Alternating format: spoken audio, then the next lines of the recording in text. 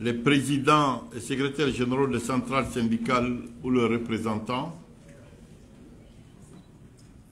Monsieur le Président et secrétaire général des syndicats autonomes, Monsieur le responsable des synergies syndicales,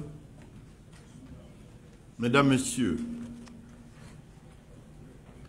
après les différentes étapes du dialogue intermalien, nous voici réunis par la grâce de Dieu et du tout miséricordieux pour répondre à l'appel de notre chère patrie. Puisse-t-il bénir notre assemblée afin qu'elle se déroule et se termine dans la convivialité. À l'entame de mes propos, permettez-moi de vous exprimer mon salut fraternel ainsi que mes sincères remerciements pour avoir répondu avec promptitude à notre appel. Votre présence en ce lieu, en ces instants, est la preuve, si besoin en était, de votre engagement et de la discipline qui sont le propre des mouvements syndicaux. Soyez-en remerciés. Mesdames, Messieurs, le président de la transition, chef de l'État, Son Excellence le colonel Assimi Goïta, dans son adresse à la nation le 31 décembre 2023, a annoncé l'appropriation nationale du processus de paix et la tenue d'un dialogue intermalien pour la paix et la réconciliation nationale. Le dialogue intermalien a en effet eu lieu sur l'ensemble du territoire national et dans les missions diplomatiques et consulaires du Mali. L'une de ses principales résolutions a porté sur l'élaboration d'une charte pour la paix et la réconciliation nationale.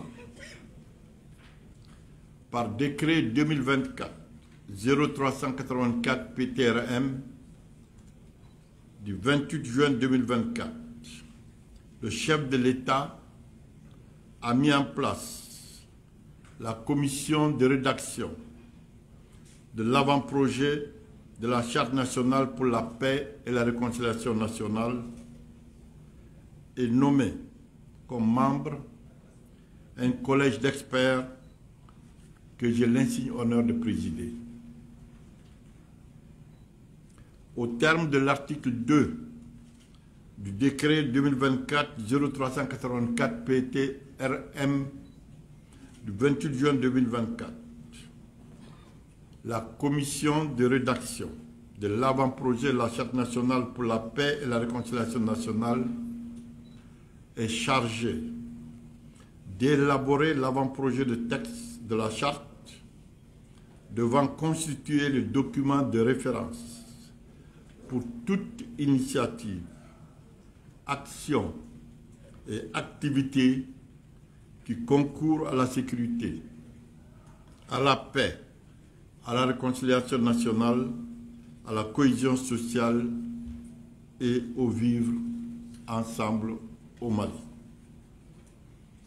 Dans ce sens, la commission de rédaction, conformément à l'article 8 de son décret de création, a initié une série de rencontres avec les forces vives et envisage des entretiens individuels ou en groupe avec des personnalités et personnes ressources. La présente rencontre, voulue après celle organisée avec les partis, groupements de partis et associations à caractère politique, est une façon pour nous de souligner la similitude entre les deux moteurs du développement social que vous êtes. En effet, la différence apparente de vos champs d'action ne reflète pas la ressemblance de vos missions respectives, à savoir l'éducation des masses populaires et la lutte pour leur émancipation et le respect de leurs droits. L'histoire nous apprend que les syndicats étaient à l'avant-garde des combats pour l'éveil des peuples africains et leur lutte pour leur souveraineté nationale. Ce faisant, les syndicats ont contribué à la formation citoyenne et à la construction de l'homme africain dévoué au travail, véritable source d'indépendance. Nous sommes-nous convaincus qu'aucune action efficace et durable ne peut se concevoir et se réaliser sans les syndicats, facteurs de progrès et de stabilité sociale.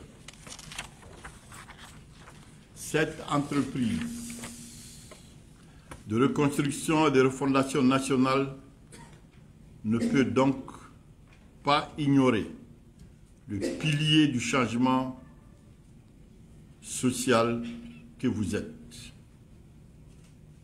Par ailleurs, l'organisation de ces rencontres répond à une exigence d'inclusivité du président de la transition, chef de l'État, son Excellence le colonel Assimi Goïta, pour lequel tous les Maliens doivent se reconnaître dans l'esprit et la lettre de leur charte nationale.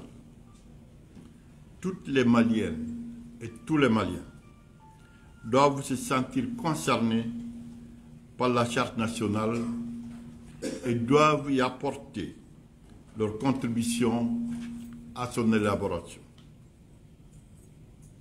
En tant que guide des forces productives, les syndicats doivent prendre toute la place qui est la leur dans l'élaboration d'un document qui servira de référence à tous les programmes et projets de développement qui exigent la paix, la stabilité, notamment celle du Front social. La lutte syndicale requiert des principes et des normes de conduite que la plupart des syndicats traduisent dans un document de charte qui complète leurs statuts et règlements.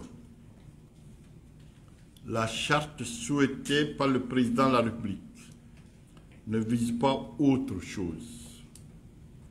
Elle doit consacrer dans un document de référence à portée nationale les principes, les normes et les attitudes qui guideront les Maliens dans leur ensemble.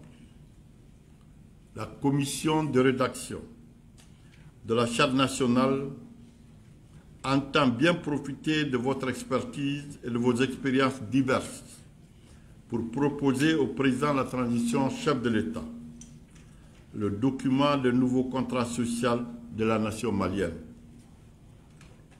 Cette charte doit consacrer les principes de solidarité, de justice sociale et de citoyenneté, sans lesquels la refondation serait un vain mot. C'est dire, mesdames et messieurs les syndicalistes, que vos suggestions et propositions seront essentielles à la production de la Charte nationale pour la paix, la réconciliation, la cohésion sociale et le vivre ensemble au Mali. Le questionnaire qui vous sera soumis vise à vous aider à mieux cerner ces attentes et à susciter de profondes réflexions sur les différents contours de la charte à élaborer. Je ne doute pas que vous ferez appel à votre esprit militant et à votre talent de leader et de guide syndicaux pour proposer des réponses pertinentes et efficientes qui guideront les rédacteurs vers des voies pleines de promesses. Concernant ces réponses, le choix vous est laissé de les fournir par le support que vous jugerez le plus approprié et la façon la plus diligente, eu égard au délai imparti à la Commission pour rendre les résultats de ses travaux. Toutefois, nous sommes à votre disposition pour répondre aux questions de compréhension et de compléments d'information que vous souhaiteriez avoir. En vous réitérant mes remerciements et ma profonde gratitude, je vous remercie pour votre aimable attention.